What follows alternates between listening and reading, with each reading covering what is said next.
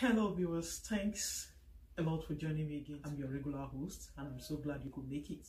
And I trust God for you and I that we shall be blessed even during this time that we're going to spend together. It shall be a profitable time for us in Jesus' name. Let's close our eyes and let's have a word of prayer together before we continue.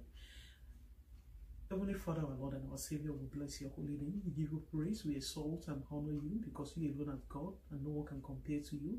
Thank you because it is by your grace and mercy that we are alive to witness a day like this, and we are gathered here today, even to my faith, joining my brothers and sisters together in faith, oh Lord, even to look into your word together. We know you have something for us today, and we believe and trust in you that everything you have for us, we shall not miss it in Jesus' name.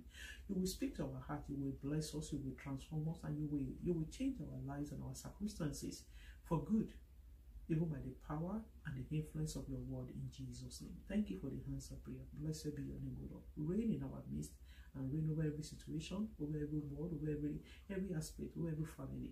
Reign supreme, O Lord, in Jesus' name. For in Jesus' mighty name we pray.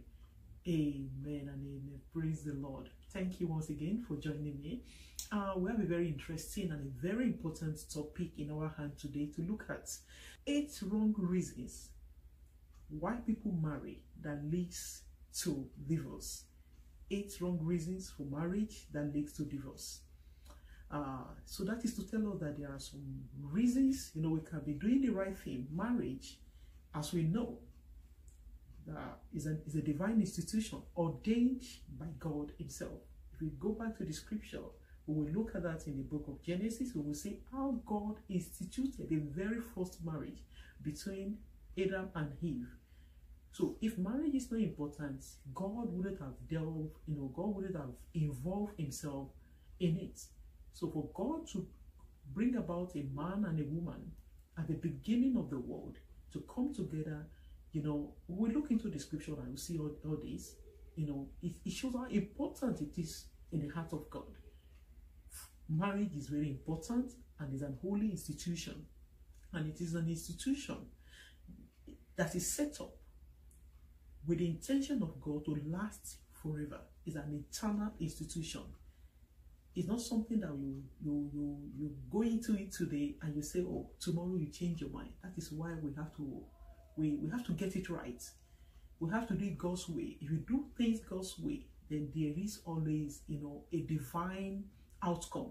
Anything that is done God's way has always a divine outcome. That is not to say there won't be, little misunderstanding and all that here and there, but still, irrespective of that, because you're doing it God's way, you're starting it on a solid foundation, definitely God will be there to lead and to guide and to see you through. So if you're married, this is for you. If you're single, you can't afford to miss to this video, and I pray that God we give you a word, just a word out of this video. Just a word is all you need to bring about the revelation and the insight that God is trying to pass across to us through his word today in Jesus' name. And I pray that you will not miss it. You will not miss the voice of God through this video today in Jesus' name. This video is for our good. It's to bring about healing. It's to bring about restoration, and it's to bring about divine direction for those that are yet to go into marriage. That's why I said, whether you're married or single, this is for you. And I pray that you will be blessed as we study together in Jesus' name. So to start with, we're going right into the scripture. We're starting from the book of Psalm 11. We read from the book of Psalm 11. What does it have for us? 11:3. Psalm 11:3. If the foundations be destroyed, what can the righteous do?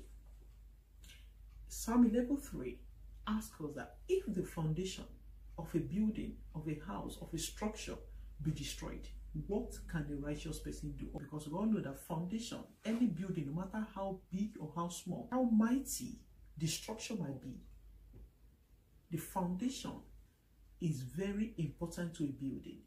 The building rests upon the foundation.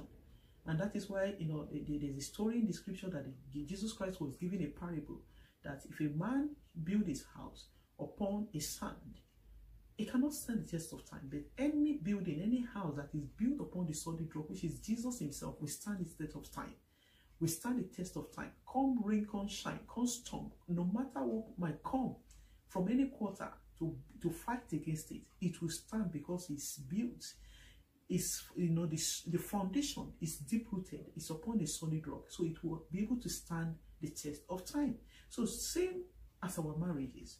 If somebody is married and is married on a wrong foundation, the marriage is instituted or it was started or it was planted upon the sand, that is upon a shaky foundation, or somebody is planning, if you are hearing that you are planning to go and get married, or you are planning that someday in the nearest future you're going to get married, but you are planning or you are intending to go into marriage for the wrong reasons, I promise you, you are planning to build your house upon a shaky foundation, and it's just a matter of time. Time will tell, but I pray for you that you will not fail even before you start in Jesus' name. That God will give you divine insight from through this study and through this video, so that you'll be able to get it right. You'll be able to correct yourself. If you're already married and you have already built your marriage on a shaky foundation, on a wrong foundation, and it's affecting you, you are tired in your marriage, you are frustrated, you are even contemplating divorce as we're talking, it's not the solution. Because whether we believe it or not, I know it's always there's some topic that when people hear, they always put up a kind of wall of defense. Oh, no. We always want to have our own side, our own view, and our own opinion over some topics. But when it comes to the issue of marriage, it's a divine institution, and God has a blueprint for marriage. God has a blueprint. It has a standard. And the desire of God is for a man and a woman to live together till death do them part. That is why the Bible says that what God, in Genesis 2, that what God has joined together, let no man put asunder. A man shall leave his mother and his father, and he will be joined with, he will be joined with his wife, and two of them will become one. And the Bible says, for that, it said, what God has joined together, let no man put asunder. Let no situation, let no circumstance, let no pressure, let nothing put asunder. But the only way this can be true in our lives and in our family is when we get this right from the foundation.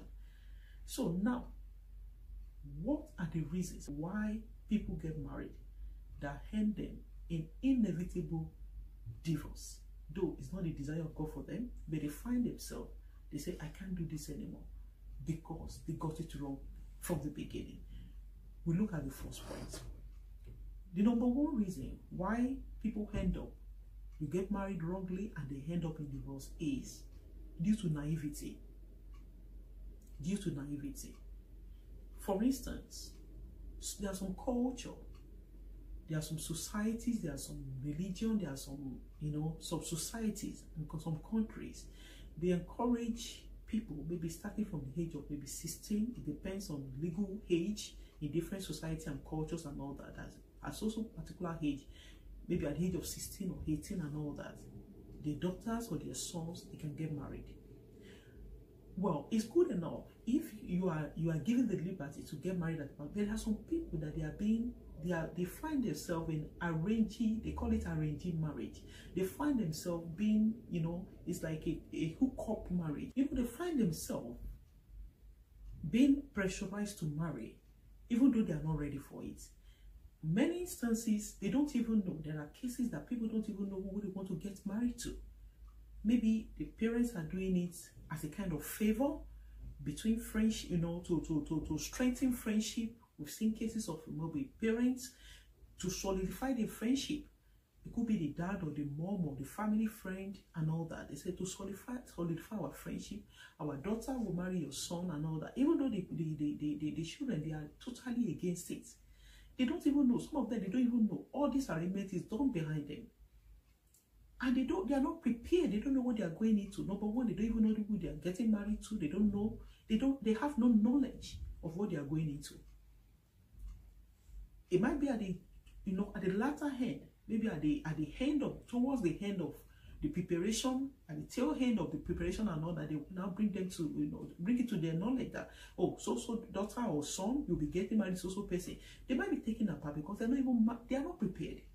Mentally, emotionally, physically, psychologically, they are not prepared for what they are going into. And the parents will be telling them, and this does not happen only in some culture, even in Christianity. There are some so-called Christian families also practice this. They call themselves Christians. They go to church. That's why the Bible says that on the last day, not everybody that call on the name of Jesus, Jesus will enter into the kingdom of God. They call themselves Christians, they go to church, but they still hook them, they still arrange their children to get married to a total stranger. It might even be somebody they know, but they are not emotionally connected to that person. Most of them are not even prepared for what is going on, what they are going into. They're not prepared for what they are going into.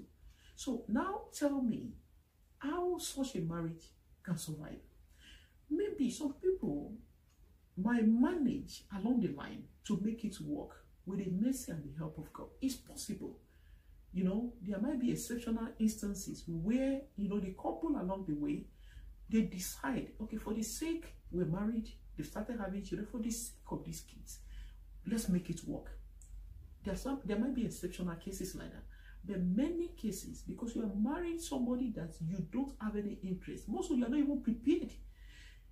Some of them, especially when you are young, they are not prepared for it. Marriage is not a child's play. It's not for the faint-hearted.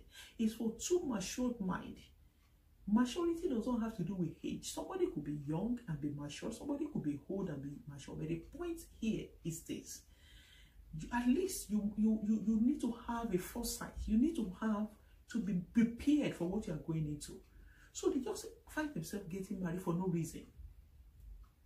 They find themselves married due to naivety. They don't know what they are going into. So when they get in there and the reality gets done, everything becomes bare to them. They are living with this man, they are living with this woman, and they are struggling to cope because they are not prepared for it.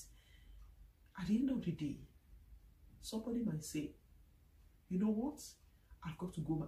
We've got to go our different ways. I can't do this anymore. But that is not the intention of God. I pray that the Lord will have mercy. Even somebody that is older, physically, mentally, they think they are prepared. They still find themselves married. Marriage, is, let's be real here. Let's be realistic here. Let's be practical. You find yourself, it's not a matter of the time of courtship when you're living far away from each other. Now you find yourself living, a man and a woman from different background, different orientation about life, living day by day. During courtship, 24 hours, 24/7 in a day, you're always around each other. Okay, let's say the courtship is over, people have gone back to their work and all that, but you find yourself living day in, day out. You begin to see, more. You begin to know more about yourself. You begin to see your strengths, begin to see each other's weaknesses. Marriage requires determination. It requires, it requires so much commitment and effort on the part of those involved. It's not a child's play. And it's like I said before, it's not for the faint-hearted. It's not. You must be determined. You must be committed. You must be willing to make it work. It's not a child's play. But for somebody that is naive, for somebody that is not ready, for somebody that is not even thinking in that direction and find themselves, it's like in an impromptu. Some marriages, you hear about the story, you begin to wonder, how on earth can this be possible? It is possible. It is happening. I pray that the Lord will have mercy, especially on parents, so that parents will begin to look beyond themselves and begin to consider the people they are putting into this, this dilemma. Because I call it a dilemma in the sense that when you join two people together that are not emotionally tied to each other, they are not prepared mentally and emotionally to live with one another. They don't even know each other. They have no feelings. There's no connection between them. They will live to bear the brunt. Even if they come back to complain to you, the most of the best the parents can do is, just go back to your husband's house, or you go back and be living with your wife. Everything is going to be good. You are not living with them. They want to live to face the consequence of what you are putting them through. I mean that God will help and give, as parents, God will give us wisdom to be able to, to raise our children in a God-fearing manner and in a way that God will be honored and be glorified in Jesus' name. Hosea 4:6. My people are destroyed for lack of knowledge, because they have rejected knowledge. I will also reject them. So Bible is saying, Hosea is telling us here that a lot of people are destroyed for lack of knowledge. So many people have destroyed their children's life. for their lack of knowledge. And God said, because they have rejected knowledge, I will reject them. They have put themselves in situations that, at the end of the day, they now be running helter-skelter to seek for help. Things that can originally could have been avoided. Unnecessary pain. At the end of the day, they said they want to go the different way. They want to be divorced. Because the marriage maybe initially is not meant to be. They've built it on a wrong foundation, lack of knowledge, naivety. They are doing it, for the wrong reasons. That even God, at the end of the day, might not be honored true. Then what happened? Does that justify that people should go their different way and end up in divorce? Like we said, there will be exceptional cases, because immediately you find yourself being married to somebody. Spiritually, you are connected to that person, and the Bible says that God does not permit divorce. We'll talk about that on another day. The topic we're looking at today is just for us to take note of the wrong reasons why people find themselves in marriages that will end them in inevitable divorce. It might end them. Not necessarily, not everybody that find themselves in these situations end up in divorce. Some people can deliberately decide to make it work with prayer and with the help of God. But some people, because they are not prepared for it, inevitably they end in divorce. But I pray that if you find yourself in that kind of situation, you are hurting and you are wondering, God, where are you? Why am I here? I pray that the Lord will bring healing and the Lord will bring hope to your hopeless situation in Jesus' name. Amen. The number 2 reason, wrong reason why people get married that might end them in inevitable divorce is for selfishness. For selfishness or for selfish reasons. Many people, even if you are not involved, if you are not directly involved in this, if this does not relate with you, you must have known, especially in this world, this age that we are in, that people do things for selfish purposes. If they are not going to gain something from it, they won't go into it. Some people, in fact, they know that somebody is married, but they are still ready to go into that relationship for selfish reasons. Maybe because the person is rich, maybe because the person is influential, maybe because the person is famous. They have selfish benefits to gain out of it. Now the point is, if you marry somebody for selfish reason, you cannot sustain the marriage. It's not going to work. For how long are you going to sustain it? Because you're making it about yourself. And when we talk about marriage, it's not about an individual. It takes 2 to tango. Initially, it involves a man and a woman, and as the Lord blesses them, and God brings about an increase. We see children coming in, maybe biologically or through adoption and all that. But the point is that nobody can survive on the fact that it's all about me. It's not going to work. If you build your marriage or your relationship on a selfish, maybe on a selfish ground, or for a selfish reason, everything you have is for you. Everything is about you. It's about me. It's not going to work. It's just a matter of time. If you don't change your mindset, if you don't change your mentality, if you don't change your orientation, and begin to carry other along, and begin to seek for the interest of others, it's just a matter of time. You are heading for a doom. And I pray that the Lord will have mercy and give you a change of mind in Jesus' name. I read from the book of Romans 12:10. It says, be kindly affectioned one to another with brotherly love, in honor preferring one another. Romans, Apostle Paul is telling us in the book of Romans chapter 12 verse 10 that we should learn to prefer other people above ourselves. Also in your relationship, in your marriage, prefer your husband above yourself. Prefer your wife above yourself. Prefer your children above. It's not about you. It's not about the wife. The marriage is not about the husband. It's not about the children. It's about everyone. It's not about you. If it's about you, then you are not supposed to be married. You live on your own. You'll be single for the rest of your life. If you know you cannot be single for the rest of your life, then you have to change your mindset even before you go into marriage in the first place. It's not about you.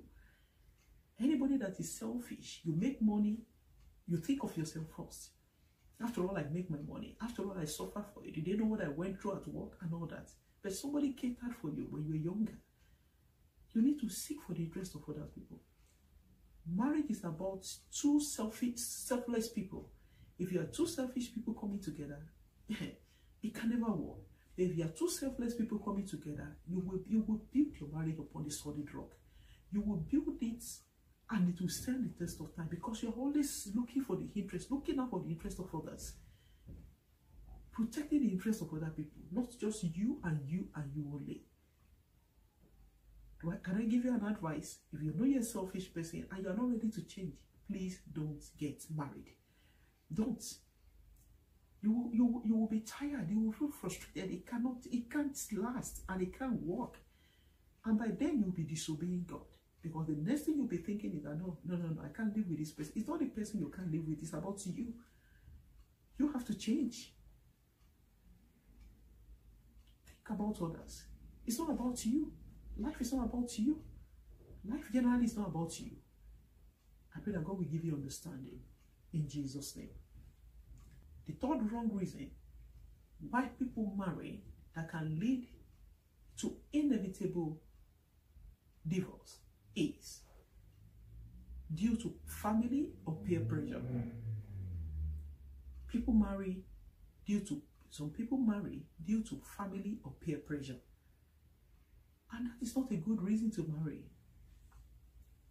No, many people, because of age, some people, many things can be responsible for this particular, aspect of this study. If it's for family pressure, if a boy or a girl or a young man or a young woman is the only child of their parents, it gets to a particular age, in fact, they might want that person to stop even the education just for them to go and get married. Some people, it might be due to the lack of education of the parents. They begin to pressurize them. What is education at the end of the day without you married? Please don't let me die. I want to see my grandparents. I want to see that. I want to do that. And the person involved is not ready. It might not be financially ready. It might not be emotionally ready. It might not be mentally ready. It might not be physically ready. Maybe even the person they want to marry is not even there yet. And you don't expect your son, this is to parents, to us parents, you don't expect your son or your daughter to go on the streets and just go and grab anybody to marry. Marriage it's so sensitive. It doesn't work like that. It takes time. It takes prayer. It's a divine, ordinance. It's a divine thing that needs divine help and divine direction and divine guidance. It doesn't work like that. You can't do it through shortcuts. It doesn't work. We need time. Even when God brings the person that is your bone, the bone of your bone and the flesh of your flesh, maybe a man or a woman, across your path, you still need time to pray and be convinced that yes, this is the person God has ordained for me to marry. You need guidance, you need counseling, you need divine direction. It's not something you rush into and you're looking for the next exit to rush out through. It doesn't work like that. And it might be due to peer pressure. You see yourself that, oh, all my friends are married. This one is getting married this week. This one is getting married next week. This one is married. And at a particular age, I don't want to be the last one standing. Any man that is coming, you just, whether the person is right or it's wrong, you don't even know. You don't even care. You just go ahead and jump into it. Just because all your friends are married and you want to get married. Forgetting that your destiny is different. Your purpose in life is different. And where God is leading you is different. Your walk in life is different. Your life journey is different. So you don't do things because every other person is doing it. Even though marriage is important, it is God's commandment, it is God's ordinance. But that is not to say, it's not everybody that will get married. Even it's in the scripture, some people, for the sake of their faith, they will not be married, so that they will be able to serve God better. But if you know that you cannot hold it, you want to get married, you must make sure that you are getting married for the right reasons. Not because somebody wants you to go and get married at all costs at a particular time. When the deal is done, when the deed is done, will be the one at the receiving end. Then the next thing you'll be thinking is, oh, I'm leaving this man, I'm leaving this woman, I'm trying someone else. Are you sure? Apart from the fact that you'll be disobeying God, which has its own consequence. If anybody disobey God, if you obey God, you know it has its consequence. If you disobey God, it has its own consequence. But the point now is that if you disobey God, and you will face the consequence, definitely. Now, apart from that, are you even sure that the person you're living, the next place you're going, will be better off than this one? Are you sure? I pray that God will give us understanding and God will help us so that we'll be able to, doing the right thing is good. But doing it is better, it's good to do it the right way. Somebody can be doing the right thing, but they're approaching it in the wrong way. Then if you're doing the right thing, doing it the wrong way, you can't expect to get the right results. I pray that God will give us understanding so that we'll be able to learn and be able to, to be able to be open to the mind of God concerning this kind of studies. It will save us from a lot of heartache. We see a lot of people, you see a lot of marriages, you see a lot of families. It's not the desire of God. It's disheartening and it's affecting the generations coming behind. It's affecting the children. It's affecting the younger generations. What kind of signal are we passing to them? I pray that God will have mercy. God will bring about healing. Like I said before, if you find yourself in any of these situations that you are married, you are convinced that you are married for the wrong reason. Divorce is not the answer. God is a healer. God is a healer of bridges. He is a restorer of bridges. He's a healer. He's a restorer. God will restore. He will bring hope. He will bring healing, and it will bring love in a way that you never know it could. It will bring healing to your home. It will bring healing to your relationship. It will bring healing to your marriage. In Jesus' name, seek the face of God. He's able to save, and he's able to help, and he's able to deliver, and he will help in Jesus' name. Before we leave that point, let's read from the book of Colossians. I read from the book of Colossians chapter 3, verse 21. It says, fathers, provoke not your children to anger, lest they be discouraged. Fathers, mothers, parents, let's not provoke our children in the area of getting married, so that they will not be discouraged, so that they will not be misled, so that they will not hand themselves, because the amazing thing, or one of the things that we need to be careful about when it comes to the issue of marriage is this. Marriage has the power to change the course, the direction of somebody's life for the rest of their life. The person you marry can determine how far your life will go.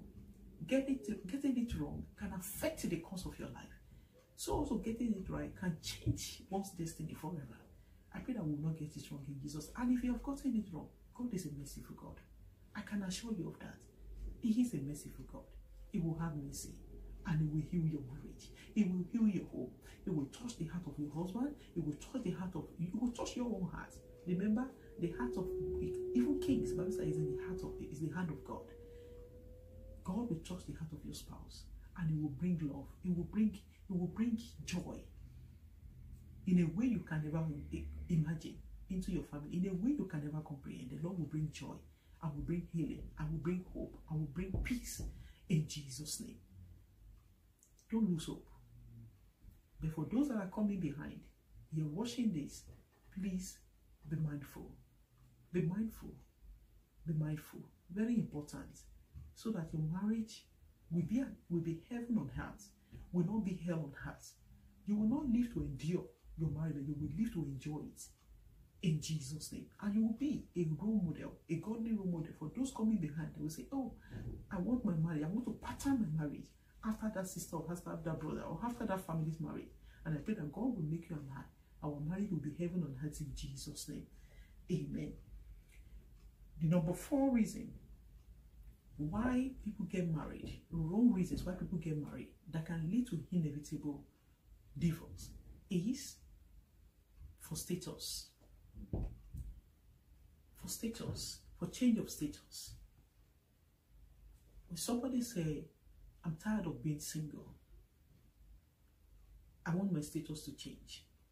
I want to change my status from being single to married. It will amaze you why people do things You need to listen. You need to listen to some people talk. Then you begin to wonder, what on earth? Just to change your status from being single to married. Then after that, what happened? So that when he asks you, you can flaunt your ring about and all that. You know, after that, marriage is more complex. It's more divine. It's more complicated. It's more sensitive, more fragile like that. It's complex. It's not like they say that life is not a bed of roses. Marriage is not a bed of roses. It doesn't work like that. When your status changes, but your mindset has not changed, your life has not changed, your way of thinking has not changed, but your status changed. You're married now. As a lady, you're at home, but you can't even manage the marriage. Emotionally, you're not prepared to manage it. You can't cook. You can't take care of the house. You can't pray. You can't get anything done on your own. Even when you're still living with your parents, you're struggling to get things done. You can't pull yourself together. You can't live independently on your own. But now you are getting married. You become a burden on somebody else. Because you're not prepared. You don't know what marriage is all about. You're not prepared for it. I pray that the Lord will have mercy. The Lord will have mercy and give us understanding. To let you know that whether you're single, whether you're married, you are the Lord. Especially if you're a believer and you're watching this, you belong to the Lord. Marriage, being single, being married, does not make you complete. It doesn't make you complete. If you know who you are before you get married, you can stand on your feet before you get married. Getting married will just be there to complement you. It will be there to complement you. It's not getting married for change of status. It's not the end. It's just like a beginning. Your status has changed, but has your life changed? Is there anything you brought into the relationship you have to put on the table to contribute to the relationship, or just for your status to change? What do you have in your hand to contribute to the relationship? What have you got to offer? What do you have in your hand? I read from the book of Colossians 2, verse 10. It says, "And ye are complete in him, which is the head of all principality and power." Beloved, sister, brother, that you're watching me, or maybe if you're a parent and you're watching this, you have children that are growing up, and one day, you know, there will be plans for them to get married and to settle down. Let's know that we are complete in Christ as long as you're a child of God. In Christ, you are complete. Marriage is there to play its own part. But just changing your status from being a single to married, when you are not prepared for the journey ahead of you, marriage is a lifelong journey. It is a lifelong journey. It's not a journey that you start today and before you start, you are planning ahead. If it doesn't work in the next 1 year or 2 years, I'll be out. It doesn't work like that. It's not the intention of God. Men can change. God does not change. God hasn't changed. That's not the plan and the intention of God concerning marriage. The intention of God concerning marriage is for you to be together till death do you part. And the death to you part is not the kind of death that is human orchestrated. You can't orchestrate it. So we have to be mindful and be sure that we are ready and we know, we understand, we have a foreknowledge of what we're going into. The scripture tells us in the book of Luke 28 says, "For which of you, intending to build a tower, seated not down first and counted the cost, whether he have sufficient to finish it?" How can you just go into marriage? Considering the fact that we said this is an institution, it's an ordained, is a holy institution ordained by God to last for eternity. Anything that you imagine that will last for eternity is something that requires perseverance, that requires for you to be deliberate. You must be deliberate. You must be intentional. You must be ready to give. You must be ready to let go. You must be ready to pay the price. There's price to be paid, to let go of yourself for the sake of others. So you need to sit down first and count the cost. You can't plan to build a building without imagining, okay, if it's a bungalow, how much will it cost me? What will it cost me to build this building? If it's a one-story building, if it's a mansion, if it's a whatever it is, you need to be able to sit down and count the cost before you go into it. If not, you're starting a project you might not be able to finish. I pray that God will give us understanding and will help us so that we will save ourselves from unnecessary heartache, unnecessary burden, unnecessary, most especially when children are now involved in the marriage, so that our life will not frustrate the generation coming after us. Some children are afraid to get into marriage because of the examples they are seeing in their parents' marriages. They are watching. They are watching. They might not be talking, but they are watching you. And some of them, because all they see is negativity, all they see is problem day and night. All they see is, is trouble. And they are asking themselves within that, does it worth it? So if your marriage, if your relationship can discourage your children from obeying God, from them serving God, from them, being part of God's, original plan to reprocreate, Bible says we should replenish, we should multiply and replenish also. If your marriage is a bad example and is discouraging the younger generation coming behind you, then I pray that you and I will not be a failure. When your children are looking, what are they saying? Are they saying something that encourages them and they say, oh, I love mom and dad, I just love their marriage, and I want to pattern my own after their own? Can your children say so? Can they say so? Or your intention is just about you because I want to change my status, I want to be married. Now you are married, so what? What happened after that? Is that enough? Is that enough reason for you can enjoy your singlehood and discover yourself and realize who you are in Christ? Then when the time comes for you, at God's appointed time, God prepares you for the man or the woman He has prepared for you before the world began. Because there is somebody that God has prepared for you. If you can wait for God's time, you can read God's way, it will amaze you how God can lead and guide you in this, in this journey of your life, in this aspect of the journey of your life. And I pray that you will not get it wrong. And if you have gotten it wrong, remember, God is merciful.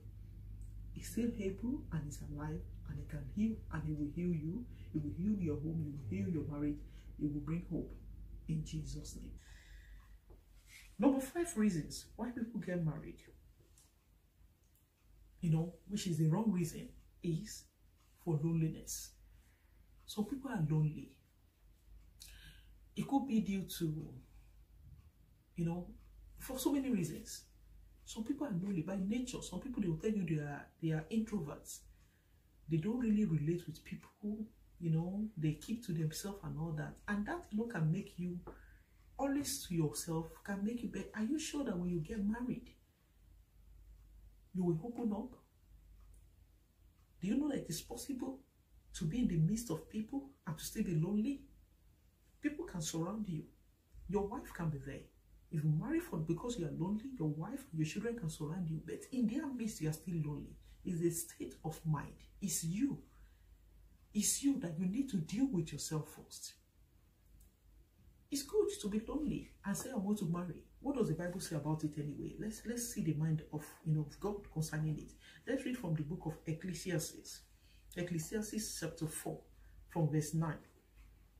So if somebody says I'm lonely, so is it wrong for me now to go and get married? For companionship, because it's part of the reasons why the Bible says we can marry. But if that is the only reason why you want to get married, you are getting married for selfish reason, so that you just need a companion. What if your companion is like you? What if your companion is not around? You will feel miserable for the rest of your life? No. So that's why we need to be careful and search our heart before we go into it. We want to get married. Why do you want to get married? Why? For what reason? What good will it serve you? Are you ready for it? Are you ready to pay the price? Ecclesiastes 4, verse 9. Two are better than one because they have a good reward for their labor. For if they fall, the one will lift up his fellow. But woe to him that is alone when he falleth, for he has not another to help him up. Again, if two lie together, then they have it. But how can one be warm alone? Like I said, it's good. It's part of the reasons why God ordained marriage, for companionship. You know, for companionship. So for somebody that is lonely, that can be fulfilled. But if all you are aiming for in a marriage is because I just need a companion, after the companion, then what happens? You have a companion. I need a companion. I need somebody. I'm running a business. I'm lonely in that business. I need somebody to work with me. After I get the person, what next? Do you have any other plans? Is there a greater reason apart from just companionship? That's why some men will tell you, my wife can never go out to go and work. I just want her at home. I just need her to be my companion. But a woman might be the type, the hardworking type that wants to go out. It might be the extrovert. That doesn't mean she's flirting or messing around. It could be a man as well. Some women, because they are lonely. By nature, they are lonely. Now, anytime they see the husband going out, it's a problem. They are suspicious. There's no trust in the mind because they believe that anytime the husband is going out, he's going to mess around. He's going, there's suspicion. They're suspicious of every move. It could be the husband, it could be the wife. Somebody's talking on the phone, they're always eavesdropping. Is he a man? Is he a woman? The friends are talking to them on the phone. In fact, some people, they don't allow their spouse to have friendship. There's no friendship in their marriage. They believe that if they have a lady friend or if they have a man friend, they will mislead the person. It will affect their marriage. But if the truth being said, that kind of marriage cannot last. That is the truth. It cannot stand the test of time. You can be each other's best friend, but when the ships are down, we all need somebody. Is the truth? We all need somebody. So it's good for us when we're lonely. Okay, I'm lonely, I want to get married. I need company. But after that, there is more to marriage than just having a companion. Somebody to be with me, to warm the bed with me, somebody to cook for me, somebody to have my children, and all that. But what about, there's more. Beloved, there is more. My sister, there is more. My brother, there is more to marry than that. That for just somebody to just warm your bed, for just somebody to just be your companion, so that you will no longer be lonely. What of any time the person is not around for genuine reason? What happened? You resume back to loneliness. If the person is taking maybe a day or 2 or 3 before they come back, then you resort to looking for somebody else to keep your company. You're looking for another companion because on your own you are not complete. I hope you're getting the point here. The Bible have good reasons for all these things. But if you are doing them for the wrong reasons, then that is why things doesn't work. We'll be blaming, oh, marriage is bad. It's not marriage that is bad, but we have to search ourselves why we are doing what we are doing and how we are doing it. That is not making it to work for us. I pray that God will help us and give us grace to be able to, to be able to revisit anywhere we have gone wrong. God will give us the grace to be able to revisit, and His mercy will bring about a divine turnaround so that our marriages and our families will be a model for others, especially for those that are coming behind us. And the only way others want to emulate us, they want to be like us, is if we get it right on a solid foundation. We start on this very solid foundation. That is because we say it again to Psalm 11 that if the foundation be destroyed, what can the righteous do? I pray that God will have mercy in Jesus' name.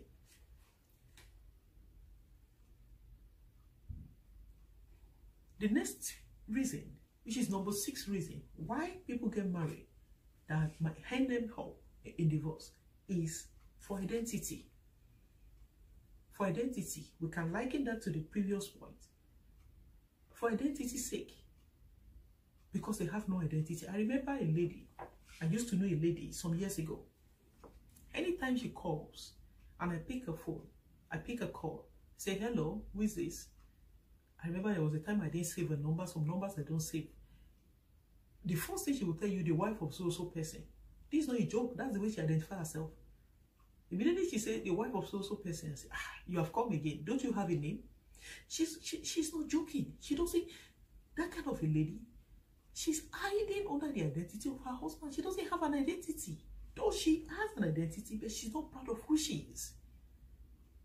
She will tell you, the wife of so person. I know you are the wife of so person. Thank God for that. But who are you? You. Who are you? We need to discover ourselves, be it a man or a woman. If you don't discover yourself, if you don't know who you are, then other people will determine for you who you are. We need to know who we are. You don't know yourself, and you go and get married, you'll be lost. Because marriage has its own, marriage is so complex. When you get married, you become so many things to so many people. As a woman, you are married, you become a wife immediately. Thank God, if you have parents, you're still a child. If you have siblings, you're a sister. If you have nieces or cousins or whatever, you have your in-laws. You have a role to play to them also. To your children, if you start having children, you become a parent. You become their doctor when they are sick. Especially a woman, you become so many things at the same time. So if you don't have your identity before you get married, then your identity can never be discovered. It can be, but it takes time to find yourself. It's easy to get lost in quotes after we get married, because you have so many things you are battling with. So many things are beckoning, they are calling for your attention. Your in-laws want your attention, your husband wants your attention. They will tell you, you don't have time for me again, especially when the children come. The children answers their name, but they will tell you, you no longer have my time. You're not sharing my time between me and your children and all that. Forgetting that the children belongs to you, to them. Belong to them in the sense that the children is bearing their name. You have to be there for everyone. So how can you find yourself in the midst of all that? That's why some people, before they become depressed, because they've lost their identity. In fact, they never find their identity. So we cannot, if you don't know who you are, please don't get married. Discover yourself before you get married. And how can you find yourself? Let's look at the pages of the scripture. 1 Peter 2:19 has something for you. If you are yet to discover yourself, I read 1 Peter 2:9 to you. But ye are a chosen generation, a royal priesthood, and holy nation, a peculiar people, that you should show forth the praises of him who hath called you out of darkness into his marvelous light. Can you see your identity? You're a peculiar nation, you're a chosen generation, you're a royal priesthood. So if you are not carrying yourself and comporting yourself as a royal priesthood, as a princess, as a prince, if you don't discover that you're a princess or you're a prince before you get married, then somebody can call you all sorts of names. Even if you are married to a man that does not, or a woman that does not respect you, they can call you all sorts of names and you will accept it. People can label you and call you all sorts of names because you don't have your own identity. The world will label you, but if you know who you are, then nobody can give you any wrong label. You shake it off. That is the truth. You know your identity in Christ. Especially if you're worshiping and you're a child of God. You have to discover your identity. I'm saying this because there are so many people, young people out there, they are under pressure, they want to get married, but they don't know themselves. They go to job, they have a job, but they don't know who they are. The Bible is telling you that you are a chosen generation. You are a priesthood. Carry yourself with dignity. Carry yourself with respect. Carry yourself. Don't let any man toss you around as if you are begging somebody to marry you. What for? You are a royal priesthood. Don't let any woman make you to feel less than and think that if I don't marry you, then your life will be miserable. Who says? You are a royal priesthood, brother. You are a royal priesthood, sister. You are a chosen generation. You are a peculiar nation.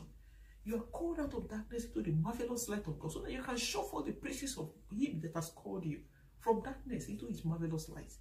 So that even before you get married, you are showing forth the praises of God as a single person. And after you get married, nothing changes. But your marriage will even enhances you more. We empower you the more to show forth the praises of him. I pray that God will help you. That your identity will not be lost. You will not beg, you will not beg men to give you a label, to give you a name. that God has not given you in Jesus' name. You will rest in the name. You will rest in the person that Christ has made you to be in Jesus' name.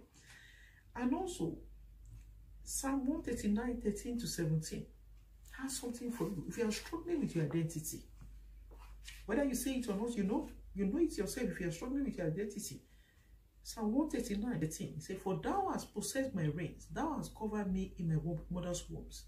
I will praise thee, for I am fearfully and wonderfully made. Marvelous are thy works, and that my soul knoweth right well. My substance was not hid from thee when I was made in secret, and curiously wrought in the lowest parts of the earth. Thy eyes did see my substance, yet being unperfect, and in thy book all my members were written, which in continuance were fashioned, when as yet there was none of them. How precious also are thy thoughts unto me, O God! How great is the sum of them." So, the psalmist is telling you in the book of Psalm 139 that you are wonderfully and marvelously made. Marvelous are the work of God. You are wonderfully and fearfully made. The work of God's hand is beautiful. God does not do substandard products. God is a perfect manufacturer. Anything at the beginning, Genesis 1 says everything that God created, they look at them and said they are good. So you are good, sister. You are good, brother. You are awesome. You are beautiful. You are handsome. You are good. Believe in who Bible says you are, in who the scripture says you are. Believe in who God says you are. Don't wait until you get married to discover your identity. You might never discover it. Or you might discover it in the wrong way. That might not go down with you. That you will feel frustrated at the end of the day. You will feel frustrated and you will feel your in-laws will come and give you names. Your neighbor will come and give you names. Your colleague will give you names. Even your husband, if he's not a caring husband, if he's not a God-fearing person, can give you all sorts of names and you will just take it in. And you'll be dying inside and you'll be thinking, what is going on with me? Why does everybody hate me? Why is this happening to me? Because you have lost your identity, because you didn't know your identity. You don't know who you are. I pray you will discover yourself today. The mercy of God will locate you. As you hear me this evening, the mercy of the Lord will locate you as you are listening to me. You will discover your identity and you will rest in whom the Bible is telling you, whom God says you are. You will rest in that in Jesus' name. Also, another reason why some people get married, which is the wrong reason, is for having children.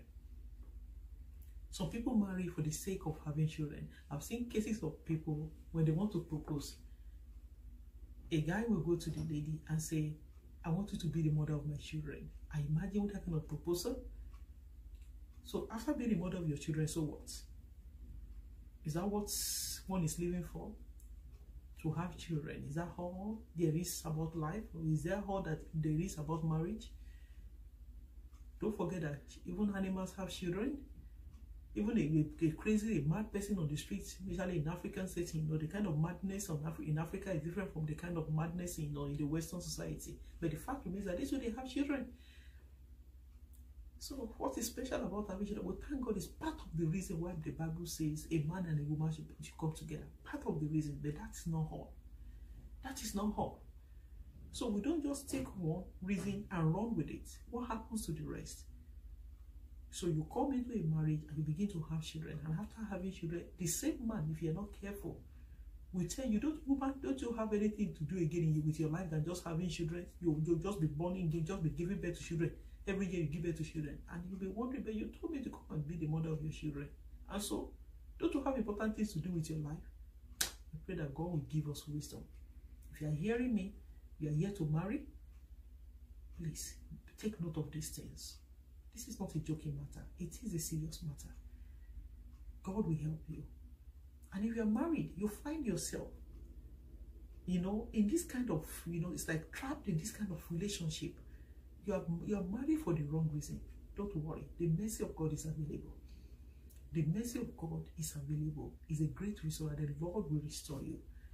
It will restore your marriage, and He will revisit your marriage, and He will rebuild your marriage to His own standard and to the glory of His name in Jesus' name. I read, still on the issue of having children, I read from the book of Genesis 1:28 first. It says, and God blessed them, and God said unto them, Be fruitful and multiply and replenish the earth and subdue it.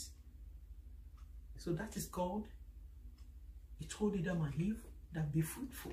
So that is having children, multiply, you know. Because if people are not having children, then what happens? Some generation are going and no new generation are coming. People are not giving birth. What will happen after some time? Just like they say some animals are going to extinction. Human beings also will go into extinction, but that can never be. So it's good to have children, but the point we're making now is that all there is about marriage? That alone cannot fulfill the purpose of marriage. That on its own. So a man comes to propose to you and say, or your lady is telling you, my fiancé, I would love to be I will appreciate you to be the father of my children, my unborn children. It's good. You love each other is good, but let the marriage be founded on more solid and more fulfilling reasons that goes far beyond having children. There is more to it. Just having children cannot sustain you for the rest of your life. Just children, rearing children, raising children, and having children, as many of them cannot sustain your marriage for the rest of your life. I pray that the Lord will give you wisdom in Jesus' name. So on I read also from Genesis chapter 1 verse 22 now.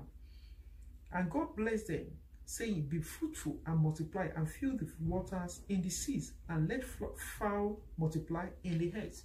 So the same God that told Adam and Eve in verse 28 that Adam and Eve should be fruitful and multiply and replenish the earth and dominate it, have dominion over it, is telling the animals also, the birds of the air and the sea, fish of the sea, that they too, they should be fruitful. So that's why I said initially that even animals, God gave them the privilege to be fruitful also. God gave them the mandate also to be fruitful.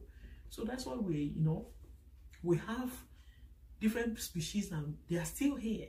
Any animal that goes through extinction because they are not fruitful, they've been phased out. You can no longer see that generation is wiped out. So that a man and a woman is having children is good. It's God that gave them the mandate. But not only man have the mandate, even animals have the mandate. So like I said initially, having children alone is not enough to sustain a marriage. I pray that God will give us understanding in Jesus' name. And lastly, the eighth reason why people get married that can lead to inevitable divorce is when you marry somebody out of pity. Out of pity. Or maybe you marry somebody to reward them for their kindness or for something, for compensation or for reward or whatever. Or out of pity, you pity the person. Maybe you see somebody going through a particular situation, you heard the person's story and you feel sorry for that person. I really feel sorry for this person. If I marry this person, this person's life can change. I'll go ahead and marry him. I can help him. I'll go ahead and marry her. There is more. It's good enough on its own, but there is more. Because human nature, this moment you pity the person, out of it that pity, the compassion or the empathy or the sympathy you have for the person runs out after some time. How do you want to sustain that marriage? How do you sustain the marriage? So marry people out of pity or out of kindness. Let me pay him back or pay her back, for his kindness or for her kindness, or because I really pity her. Her condition, I heard her story, I feel so sorry for her. She's an orphan, the parents, they died, and she finds herself as an orphan. I heard her story, I just feel I'm going to support her. You can support somebody. You don't necessarily have to marry that person. If you want to marry the person, let it be that if you are convinced that that is the person and you have a future, God has a plan for you together, not just to pity the person. I read from the book of Ruth, from chapter 3 from verse 7. Ruth 3:7. And when Boaz had eaten and drunk, and his heart was merry, he went to lie at the end of the heap of corn. And she came softly and uncovered his feet and laid her down. And it came to pass at midnight that the man was afraid and turned himself. And behold, a woman lay at his feet. And he said, who art thou? And she answered, I am Ruth, thy handmaid. Spread therefore thy skirts over thy handmaid, for thou art a near kinsman. And he said, blessed be thou of the Lord, my daughter, for thou hast showed more kindness in the latter end than at the beginning, insomuch as thou followest not young men, whether poor or rich. Now, my daughter, fear not. I will do to thee all that thou requirest. For all the city of my people does know that thou art a virtuous woman. Ruth, though this is an divine arrangement, but in this story, Ruth was the one after Boaz. She went into Boaz's tent so that Boaz, can lay with her, and they will end up marrying each other probably. Boaz was an elderly man, Ruth was a young lady. And the woman was afraid. Dude, he was drunk. He woke up and he was like, what's going on there? Who is there? And he discovered, because he already knew, Ruth. He knew about Ruth's story, how the husband died, and and all the predicament that befell Ruth. They were going through trying moments. So out of compassion, out of pity, Boaz promised her that, don't worry, my daughter. I will do what you want me to do to you. I will marry you. I see that as somebody marrying somebody out of pity, because I feel for her. They thank God for their own story because it ended well. But not all the story in that situation, stories in this kind of situation that ends well. I'll marry her because I pity her. The human nature, women are unstable. In nature, in character, it's only God that is constant. Women's nature is not constant. Men tell you yesterday, tomorrow you will hear something different. And that's exactly what they did to Jesus Christ, our Savior. This moment, Hosanna, they shouted Hosanna. The next moment, crucify him. So women, they are unreliable. Let me just use, we women, they were unreliable. You can't depend on women. Women are not unreliable by nature. You can never tell. This moment you are hearing something, the next moment you will hear something else. What happens when that human sympathy runs out? What happens to the marriage? The marriage begins to struggle. One person is trying to make it work, the other person is hard enough. I'm just tired. I can't do this anymore. I'm the one that is always sacrificing for her because I pity her, because I'm the one that is always sacrificing for him because I pity him. I even marry him because I pity him anyway. I marry her because I pity her anyway. I just feel for her. I felt for him. But now you're running out of empathy. You're running out of compassion for the person. I pray that God will help us. And God will give us understanding to be able to get what He has for us from this world, so that those that have made a mistake in the past, we cannot undo the past, but the mercy of God is available to correct our mistake. That's the kind of God. It's a merciful God. He said, the time of ignorance, God winked at it. Your time of ignorance, if you are married for the wrong reason and it's affecting your marriage now, in fact, you are the head, you are the verge of, I might have to leave this one, I might have to leave that one. That is not the answer, because God does not support you. And even apart from God supporting you or God not supporting you, are you sure that the next place you are going is the right place for you to be? You never know. You thought this one is good. That is why you enter into it. Who told you the next one is going to be better? I pray that the Lord will visit every troubled family, every troubled marriage, and will calm every storm, and will bring about peace. And the joy of the Lord will be revealed in the midst of God's people in Jesus' name. And if you are watching me, you have not yet given your life to Jesus, and you're saying, my life has been a hell. I married that lady, I married that man. In fact, we met at a pub, we do this and we do that. And you know that things are not the way it should be. God's mercy is available to you also. All you need to do is to surrender all. Surrender all to Jesus and let Him be the Lord of your life. Let Him come into your family. Let Him come into your life first. You can't change your wife, but when God changes you and He changes your life now can be a mirror to your wife or to your husband. And I pray that the mercy of God will extend will reach out to you and to your family. I will bring about healing. I will bring about hope in the midst of your hopelessness in Jesus' name. If you like I said, if you're watching me and you have not yet given your life to Jesus, if you don't mind, close your eyes and let us pray together. And it will amaze you what the Lord can do. God bless you. You say these words after me. Dear Lord, thank you for your love. Thank you for loving me and dying for me. I acknowledge I'm a sinner. I need forgiveness. Forgive me of my sins. Come into my life. Be the Lord of my life. Be the captain of my ship. Bring hope to my hopeless situation.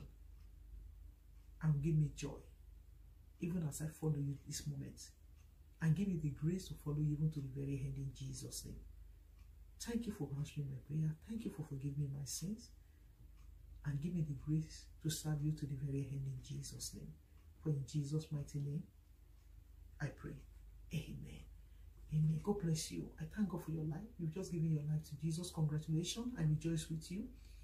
Bible said there's rejoicing in heaven over a single sinner that repents. So heaven is rejoicing over you. And I pray that the grace to be consistent in this walk of faith, the Lord will grant unto you in Jesus' name. May I encourage you that as the Spirit of the Lord leads you, you find yourself a Bible-believing church where the word of God is preached so that you can grow in your newfound faith. You are now born again. You are a newborn baby in the faith. You need to grow. And the only way you can grow is to feed on the milk of the word of God. I pray that the Spirit of God will lead you to the rightful place for you in Jesus. And I also encourage you to join me here regularly on this platform, on this channel, as the Lord gives the grace, as we'll be sharpening one another, as iron sharpeneth iron. I pray that you will find, comfort, and you will find encouragement as you spend time on this platform with me in Jesus' name, and with our other brothers and sisters in the Lord. I pray that the Lord will bless you and enrich your soul, and bless your family, and bless the work of your hand, and bless every life in Jesus' name. Thank you, everyone, for being a part of today's video. I'm so grateful. I appreciate you. If you were here before and you return to be a part of the video, I appreciate you sincerely. God bless you for coming. And if you're watching me for the very first time, kindly consider subscribing. I appreciate you. Consider subscribing to the channel and click that bell button. Is the notification button. It will help you to be able to know whenever I upload a new video. In fact, you'll be the first to know anytime I drop a new video, so that you won't miss out on anything. And I look forward to seeing you in my next video. Remember that I love you, that Jesus loves you all. God bless you. See you next time. Bye for now.